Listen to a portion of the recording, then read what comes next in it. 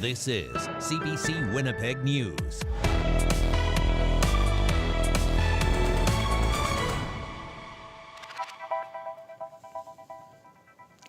Good evening. Thanks for joining us. I'm Chuck Tinte, and I'm in for Brittany today. The mayor of a Winnipeg suburb is taking flack from some constituents. She was caught on a hot mic venting frustration about residents opposed to townhouses and apartment buildings in the rural municipality. CBC's Bartley Kivas has more. The RM of East St. Paul has big plans for these fields east of Highway 59. It's proposing a new planning framework for 1,000 acres of land northeast of Winnipeg. The plan includes residential developments with some townhouses and four-story apartment buildings. Some residents in the semi-rural municipality don't like this. More than 100 showed up at a council meeting on August 19th to oppose the plan. During a break in the council meeting, a hot mic captured Mayor Carla Devlin venting frustration. This just hit me, and I'm actually ready to resign and walk out. So, I don't need this shit. The mayor expressed more frustration after a planning official discussed dumbing down the plan. Well, how many times did I dumb it down? This left some residents disappointed. Most people here have a pretty good idea of what the secondary plan framework is and what the goal of it is. And us not liking it doesn't mean that we're too dumb to understand it. We're losing trust in the mayor. We don't think she's working for us at all. She's got her own agenda. Mayor Carla Devlin did not attend an unrelated East St. Paul Council meeting today in person. In a statement, she said she wasn't feeling well on August 19th. She said, "I had been ill for more than a week, sitting through a lengthy meeting, and I expressed myself poorly. My remarks were about feeling unwell and overwhelmed in that moment, not about the community or my commitment to serve. I regret that my words were overheard and caused concern. They do not reflect how I feel about the community or the responsibilities I've taken on as mayor." Devlin was also caught on the hot mic accusing one plan opponent of grandstanding. Brian Watchko said he believes she was talking about him. When somebody talks about you like that after you speak, you often wonder, are they thinking about that about every commenter that comes up to speak? Devlin suggested this goes both ways. She said she was subject to abuse from some constituents before the meeting was halted. East St. Paul Council is expected to hold a final vote on the planning framework for this area in September. Bartley Kivas, CBC News in East St. Paul. Winnipeg police have found numerous bicycle parts after zeroing in on a structure in an encampment.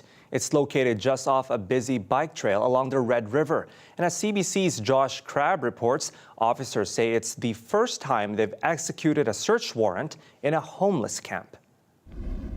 Police tape blocked a section of the North Winnipeg Parkway Trail along the Red River in South Point Douglas. Officers could be seen Wednesday afternoon removing bicycles and numerous bicycle parts, including wheels and tires, from a large wooden structure covered with multiple tarps. These actions were taken as part of an investigation into the possession of property obtained by crime. 3 people found inside the shelter when officers arrived at around 1:30 have been arrested for possessing property obtained by crime. No charges have been laid. Inspector Helen Peters says she believes this is the first time Winnipeg police have got a warrant to search a specific structure within an encampment, and explained why they needed one. We took the necessary actions that we felt we were responsible under the courts and under our current laws in seeking judicial approval to execute a warrant on a structure that might indeed be somebody's temporary residence. And with that comes an expectation of privacy. There are a number of temporary shelters located on this stretch of river, but their search doesn't involve any other tents or structures. Peter says no one is being evicted from the encampment, and the structure they went into won't be taken down. An encampment, somebody's temporary dwelling space, does not constitute a criminal offense, so the structure will remain. She says bike parts found in the shelter are being taken in as evidence and that the investigation is ongoing. Josh Crabb, CBC News, Winnipeg. Meanwhile, the latest Winnipeg street census shows more unhoused people in the city than any time in the past decade. And Homelessness Winnipeg has released a survey it did last fall. Volunteers fanned out across the city last November and into encampments to collect the data. It found more than 2,400 people were experiencing homelessness. That number is almost double the last survey done in 2022. It also found 50% of respondents had been in the child welfare system at some point. 82% said the reason they were unhoused was because of a lack of affordable housing. Well, Winnipeggers have a love and hate relationship with their city. This is according to a new Probe research poll. The survey found that while people think Winnipeg is a great place to live, they also feel like it's in rough shape. CBC's Zubina Ahmed spoke to some Winnipeggers about how they feel. Dancing, music, live entertainment, and the Winnipeg Jets' pride. Portage Place opened its doors to the public to celebrate downtown. Sean Cavanaugh from True North Real Estate and Development says the idea is to show that there is redevelopment happening here and people will see positive changes. We're going to try to keep this a heartbeat in our downtown while we do all of this construction. And we also are trying to approach the redevelopment in a little bit of a different way. We have community ambassadors here. We're trying to make it a safe, respectful, healthy place to be. A new Probe research poll finds 75% of Winnipeggers surveyed think it's a great place to live. But they also say they've never seen it this bad. Cavanaugh says True North's new project will help people see the city and downtown in a better light. If we partner with everybody, community outreach, the police, fire ambulance, all levels of government, private business, everybody gets together, they're on the same team, we can make big, big differences. The online poll was conducted from late July to early August and surveyed about 1,000 people, including a smaller sample from rural areas. The top 3 things those surveyed find most frustrating about Winnipeg were crime, how government deals with issues, and the state of the roads and other infrastructure. Oh, I think there needs to be more greenery and, just make it look nice and make it a friendly place instead of a scary place. I mean, you can't really control mental health, but you can also have to try and control what people, you want to control what people say, but you can't. There's families that live down here. Children come down here. I think they could improve a little bit of things, but yeah, I'm okay with it. And what kind of improvements would you want? More resources for people. The survey found more Winnipeggers would encourage others to move here than move out. Zubina Ahmed, CBC News, Winnipeg. Well, Manitoba's ethics commissioners clearing the premier of wrongdoing for taking trips with the Blue Bombers. It comes after the opposition called for an investigation into Wob Canoe flying on team charters to Grey Cup games in 2023 and 24. The PCs believe it violated the province's Conflict of Interest Act. The law suggests members must get approval before accepting private travel or disclose publicly soon after. In its decision, the commissioner says Canoe did not contravene the rules because he paid fair market value for his seat on the flights.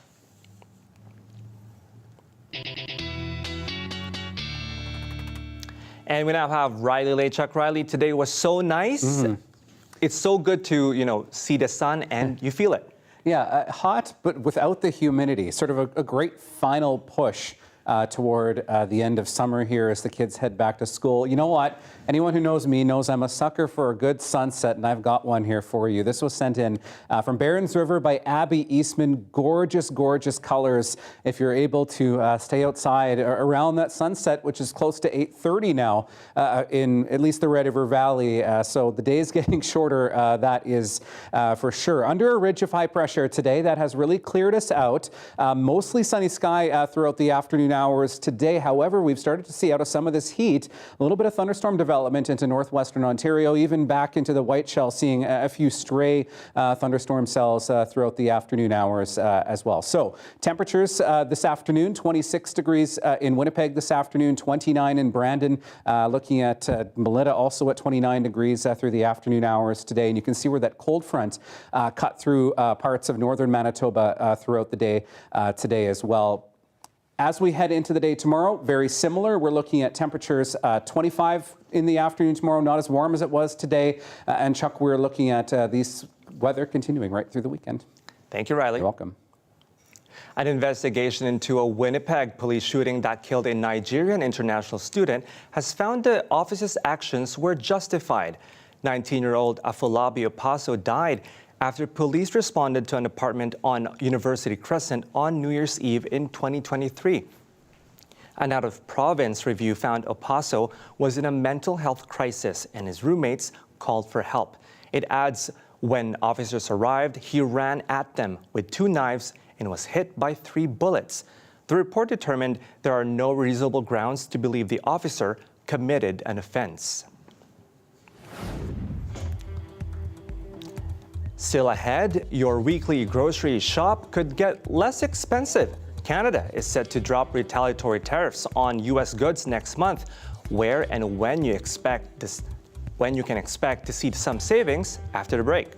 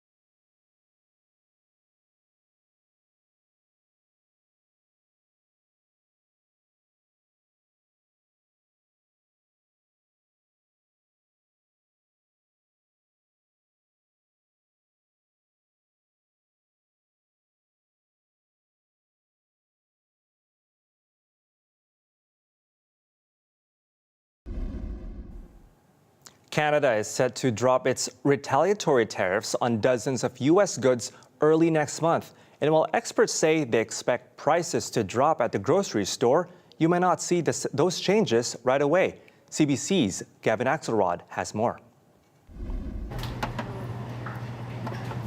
Braden Haleko is stocking the shelves at Downtown Family Foods.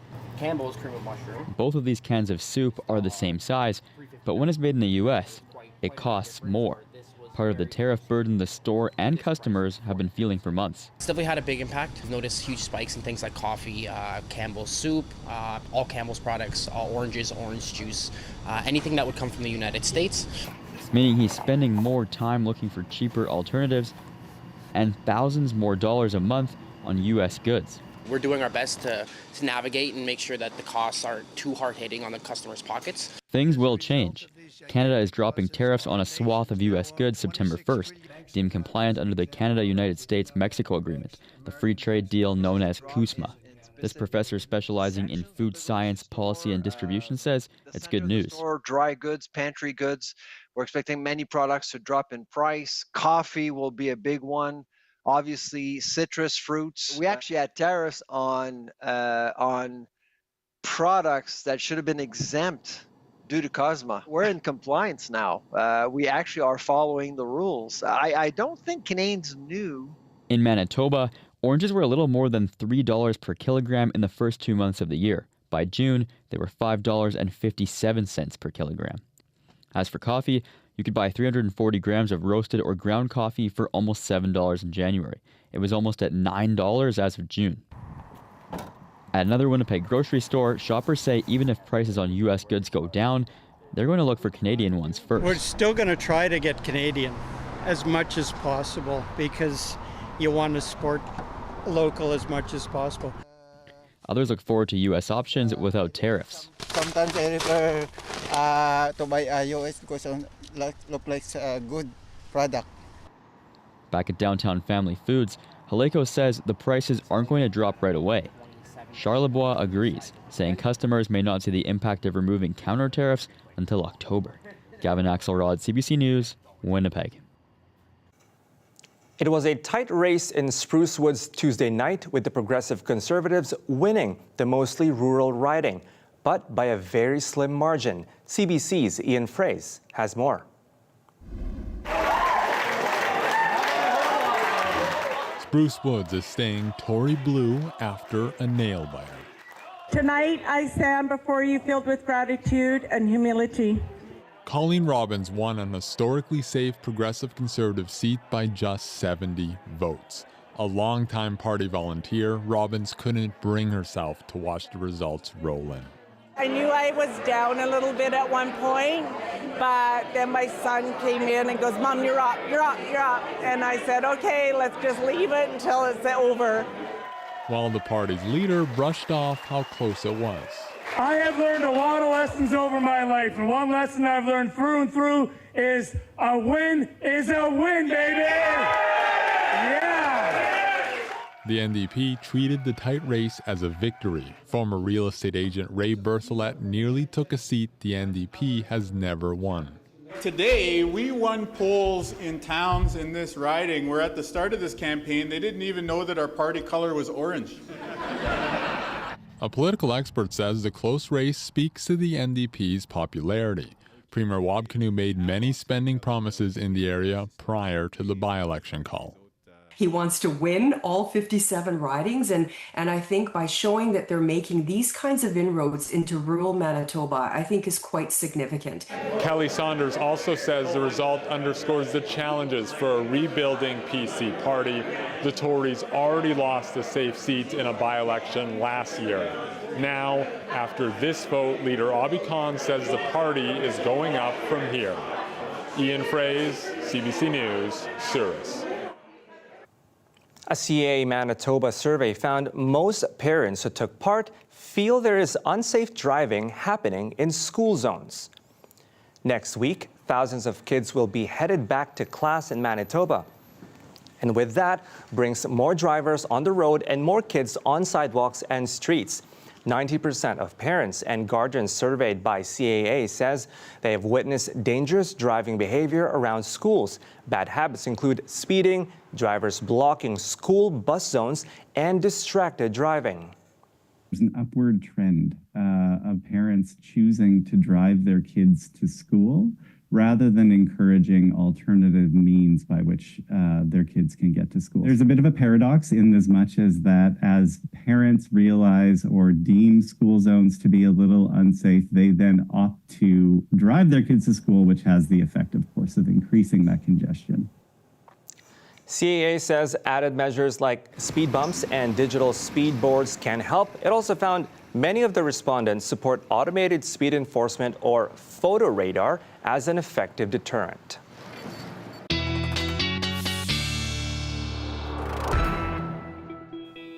And Riley Lechuk is back. Riley, today I got to enjoy my iced coffee on my balcony. Oh, there you go. It's so nice. A few more mornings like that, Chuck, as we get into the weekend. I hope so. But once we get into next week and we get back into back to school, you're going to feel that fall-like weather really setting in. For now, though, hot, dry stretch of weather continuing. I don't have a lot of rain in the forecast, which, as I was saying last night, is a good thing, particularly for our agricultural producers, because we're looking for that hot, dry stretch, not so humid either as we get toward the end of the month here, because we're working in the fields and there's a lot going on, especially as we're on the edge of a long weekend here. So wanted to show you the potential for rainfall over the next 10 days. So as we get through the next 5 days, you'll start to see this map lighting up a little bit here, some of these greener shades in northern Manitoba, but in the south, really not much more than a trace of rain by the time we get through the long weekend. But I am tracking an area of low pressure that looks like it will have an impact on the province as we get into next week. Again, this is just one forecast model's depiction of what we're looking at in terms of accumulation, but you can see some of these darker greens, these yellow colors into northern Manitoba, the potential for 20, 40 plus millimeters of rain by the time we get to the first weekend in September, with some rainfall into the south as well. Again, we'll talk about this as this nears, but you can kind of see that depicted on our temperature trend as well, where we're heading with our temperatures and the potential for a cold front that swings through. So the weekend, 28s, 29s, really nice final push as we head toward the long weekend here. Final push of summer, but by the time we get to back to school, though, you can see these temperatures really falling. Daytime highs, 17s and 18s by the middle of next week. So very sharp turnaround once we get through the long weekend here. For now, though, our upper level winds showing us this ridge in the jet stream, high pressure, really keeping us sunny, keeping us warm, really allowing some warm southerly air into parts of the province as we get through the next several days here. So there's the remainder of that cold front that pushed through early this morning, bringing a couple rumbles of thunder, a few showers to parts of southern Manitoba through the early morning hours. And as this high pressure sets in, yes, this is really not going to show much on our futurecast because it's really going to clear us out, mainly sunny skies, warm southerly wind as we get through the next several days. Maybe a bit of extra cloud cover late Friday. There is a system passing through south of the border, but really that's about it in terms of any real weather to talk about between now and then. And this ridge really holds in place as we get through Friday, through Saturday. Then you'll start to see it collapsing here as we get into Monday, and that's going to allow some much more cooler air in from the north as we get into next week. So temperatures into Thursday, 25 in Winnipeg, Chuck, 27s, 28s into western Manitoba. Thanks, Riley. You're welcome. From the classic corn dog to rainbow grilled cheese, these food creations go down in the history books. More on that after the break.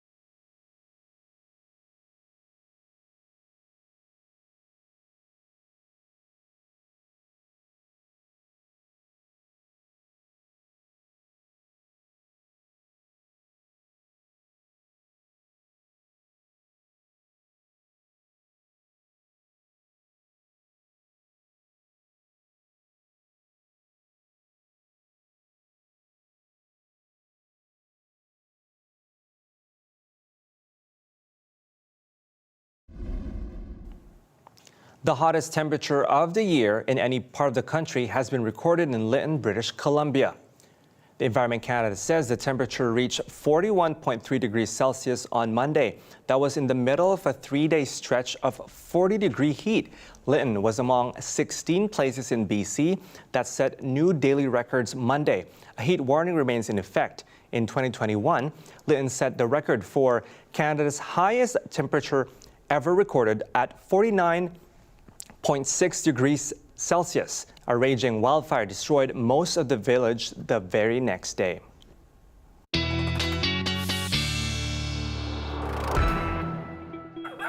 Well, we are looking at temperatures warming up as we get through the next few days here in Manitoba. Not that warm, though. But you know what? I feel like it's going to be a hot enough day for Turbo to spend some time perhaps in the pool, maybe on the bleachers watching a baseball game. Thank you, Adam, for sending this picture in.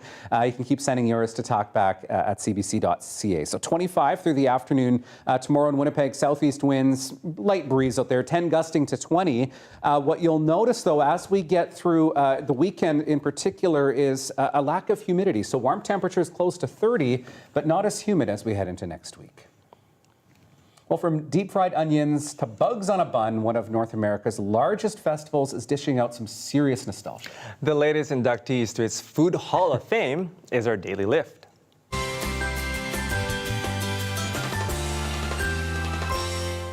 You know, we have so many different creations every year that people are excited to come and try. So to recognize them in a Hall of Fame, I think it's a lot of fun and also celebrates what the vendors do. Well, as they say, it's a crispy treat that's fun to eat. Golden brown, just like downtown.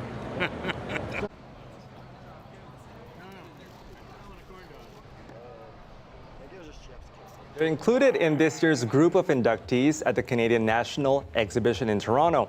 Also joining the class of 2025, the Rainbow Grilled Cheese, famous for its brightly colored cheese pull, the Jumbo Turkey Leg, and Corn Dog, both staples. And of course, don't forget the Bug Dog, an all-beef frank topped with crickets.